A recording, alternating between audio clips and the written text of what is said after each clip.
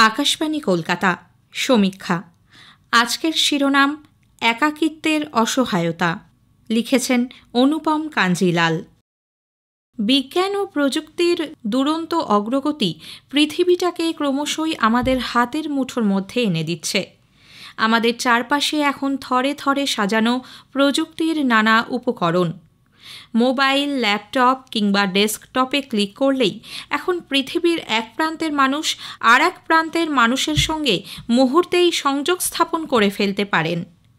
তবুও বিজ্ঞানের এমন বিস্ময়কর অগ্রগতি দুনিয়াটাকে এমন ছোট করে দেওয়ার পরেও কেন আজকের পৃথিবীতে একাকিত্বের অসহায়তাই মানুষের অন্যতম বড় সমস্যা বলে সামনে আসে?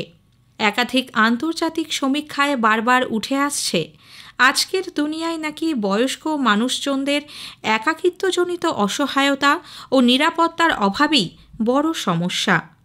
দুনিয়া থেকে দৃষ্টি সরিয়ে আমরা যদি আমাদের চারপাশে একটু তাকাই তাহলে দেখব আমাদের চেনা জগতেও একই সমস্যার ভিড়।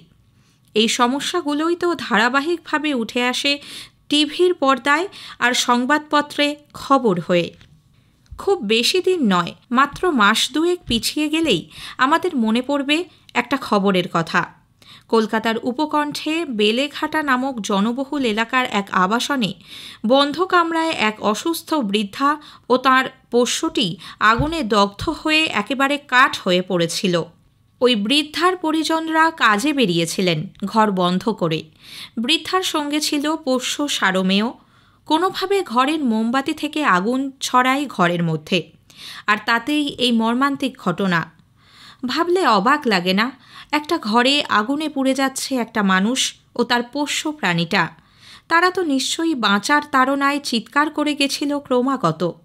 কেউ শুনলেন না, কারোর কানে পৌঁছল না সেই আরতি। এতটা বধির হয়ে গেলেন সেই আবাসনের প্রতিবেশীরা।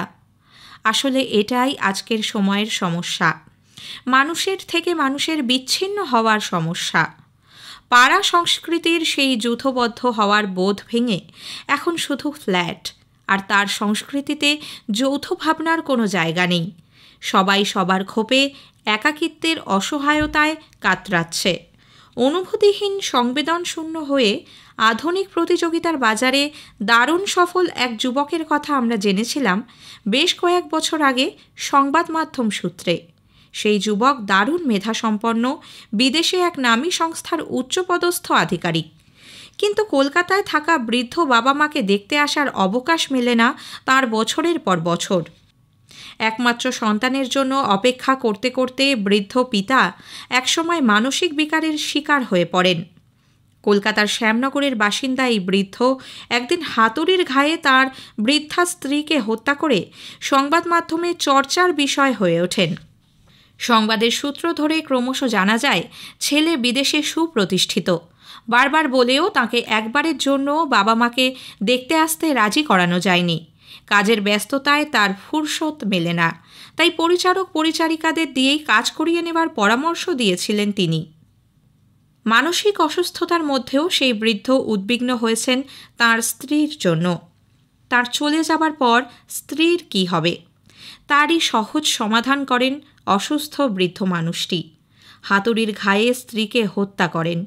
সাংবাদিকরা যখন সেই বৃদ্ধকে জিজ্ঞেস করেন কেন মারলেন ওনাকে, উদাসীনভাবে ক্যামেরার দিকে তাকিয়ে তিনি বলতে থাকেন, কোথায় থাকবে, কেউ নেই, সব অন্ধকার।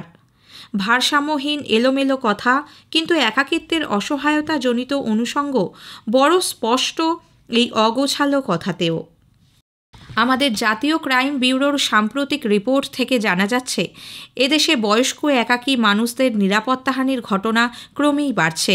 এ রাজ্যের পুলিশ প্রশাসনও সচ্ছল অবস্থাপন্ন এলাকার বয়স্ক মানুষদের নিরাপত্তার জন্য বাড়তি আয়োজন করবে বলে সম্প্রতি জানিয়েছে।